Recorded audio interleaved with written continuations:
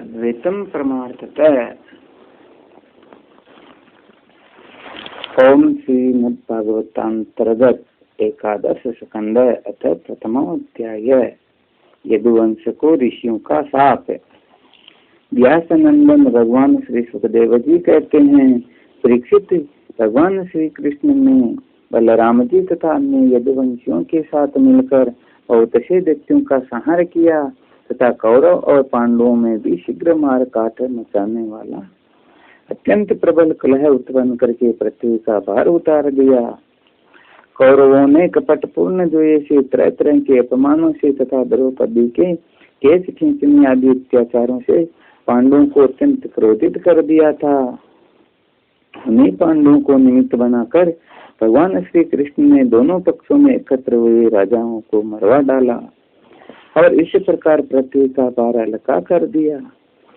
अपने बाहुबल से सुरक्षित यदुवंशियों के द्वारा पृथ्वी के भार राजा और उनकी सेना का विनाश करके प्रमाणों के द्वारा ज्ञान के विषय न होने वाले भगवान श्री कृष्ण ने विचार किया कि लोक दृष्टि से पृथ्वी का भार दूर हो जाने पर भी वस्तुतः मेरी दृष्टि से अभी तक दूर नहीं हुआ, क्योंकि जिस पर कोई विजय नहीं प्राप्त कर सकता वह यदुवंश अभी पृथ्वी पर विद्यमान है।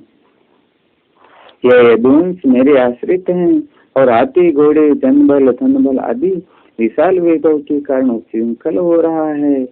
अन्य किसी देवता आदि से भी इसकी किसी प्रकार पराजय नहीं हो सकती।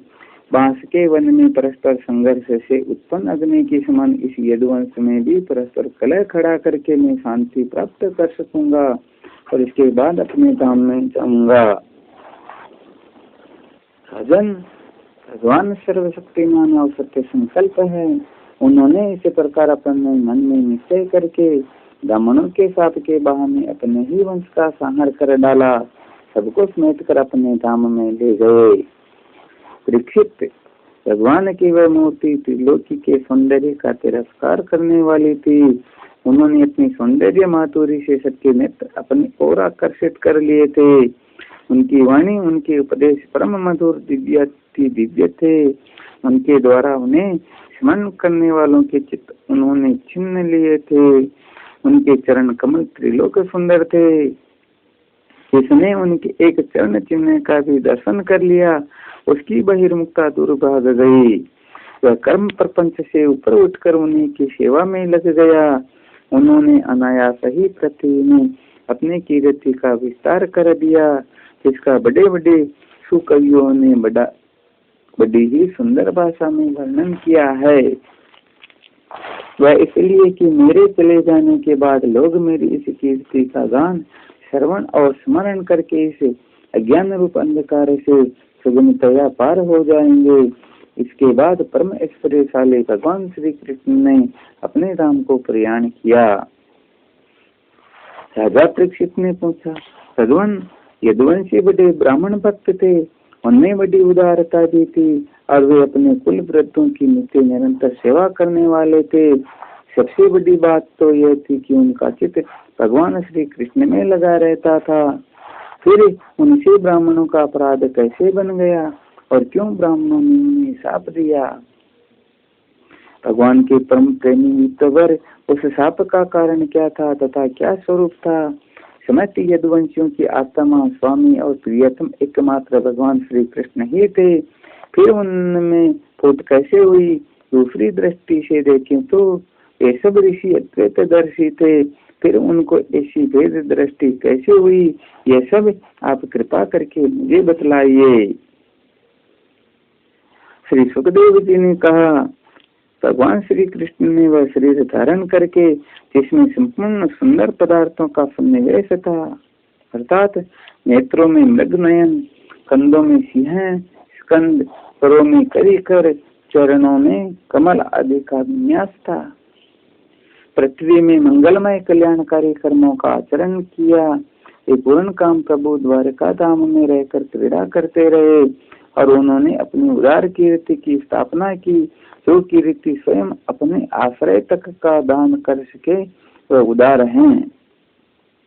अंत में श्री हरि ने अपने कुल के उपसंहार की इच्छा की, क्योंकि अब पृथ्वी का भार उतरने में इतना ही कार्य शेष रह गया था। भगवान श्री कृष्ण ने ऐसे परम मंगलमय और पुण्य प्रापक कर्म किए, जिनका गान करने वाले लोगों के सारे कलिमल नष्ट हो जाते हैं। अब भगवान श्री कृष्ण महाराज उग्रसेन की राजधानी द्वारकापुरी में वसुदेव जी के घर यादवों का संहार करने के लिए काल रूप से ही निवास कर रहे थे।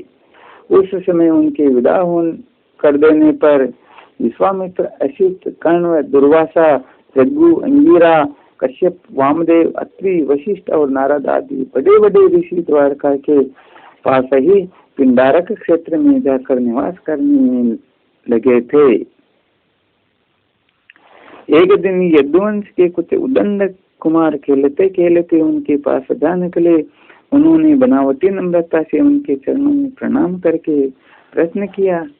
वे जामवंती नंदन शाम को स्त्री के वेश में सजा कर ले गए और कहने लगे, ब्राह्मणों, एक कजरारी आंखों वाली सुंदरी गर्भवती हैं। ये आपसे एक बात पूछना चाहती हैं, परंतु स्वयं पूछने में सकुचाती हैं। आप लोगों का ज्ञान अमोघ अबाध है, आप सर्वज्ञ हैं।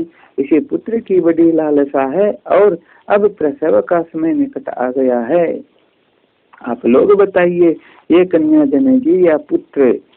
परीक्षित, जब उन कुमारों ने इस प्रकार उन ऋषि मुनियों को धोखा देना चाहा, तब वे भगवत प्रेरणा से क्रोधित हो उठे। उन्होंने कहा, मूर्खों, ये एक ऐसा मुसल पैदा करेगी जो तुम्हारे कुल का नाश करने वाला होगा। मुनियों की ये बात सुनकर वे बालक बहुत ही डर गए। उन्होंने तुरंत सांब का पेट खोल कर देखा तो सचमुच उसमें एक लोहे का मुसल मिला। अब तो वे पछताने लगे और कहने लगे, हम बड़े अभागे हैं, देखो हम लोगों ने ये क्या अनर्थ कर डाला, अब लोग हमें क्या कहेंगे। इस प्रकार वे बहुत ही घबरा गए तथा मुसल लेकर अपने निवास स्थान में गए। उस समय उनके चेहरे फीके पड़ गए थे, मुख कुमला गए थे।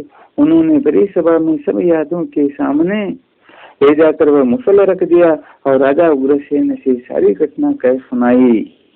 राजन, जब सब लोगों ने ब्राह्मणों के साथ की बात सुनी और अपनी आंखों से उस मुसल को देखा, तब सबके सब द्वारकावासी विस्मित और भयभीत हो गए, क्योंकि वे जानते थे कि ब्राह्मणों का साप कभी झूठा नहीं होता। यदुराज उग्रसेन ने उस मूसल को चूरा चूरा कर डाला और उस चूरे तथा लोहे के बचे हुए टुकड़े को समुद्र में फेंकवा दिया। इसके संबंध में उन्होंने भगवान श्री कृष्ण से कोई सलाह न ली, ऐसी ही उनकी प्रेरणा थी। परीक्षित, उस लोहे के टुकड़े को एक मछली निगल गई और चूरा तरंगों के साथ बह बहकर समुद्र के किनारे आ लगा। वह थोड़े दिनों में एरक बिना गांठ की एक घास के रूप में उग आया।